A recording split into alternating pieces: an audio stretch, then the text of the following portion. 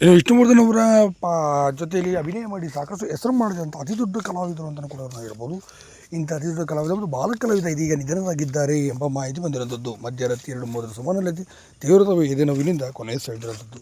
ಯಾರಪ್ಪ ಈ ಬಾಲನಟ ಅಂತ ನೋಡೋಣ ಬನ್ನಿ ಸ್ನೇಹಿತರೆ. ಯಾಕೆಂದರೆ ಸಿನಿಮಾ ರಂಗದಲ್ಲಿ ಇವ್ರದೇ ಆದಂಥ ರೀತಿಯಲ್ಲಿ ದೊಡ್ಡ ಮಟ್ಟಿಗೆ ಕೆಲಸ ಮಾಡೋಂಥ ಅತಿ ದೊಡ್ಡ ಕಲಾವಿದರು ಅಂತ ಕೂಡ ಹೇಳ್ಬೋದು.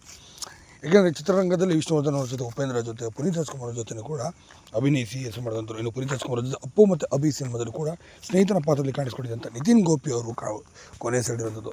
1994ರಲ್ಲಿ ಹಲವು ಡಡಿ ಎಂಬ ಸಿನಿಮಾ ವಿಷ್ಣುವರ್ಧನ್ ಅವ್ರದ್ದು ತುಂಬಾ ಬ್ಲಾಕ್ ಬಸ್ಟರ್ ಸಿನಿಮಾ ಆಗಿ ಬಂದಿತ್ತು.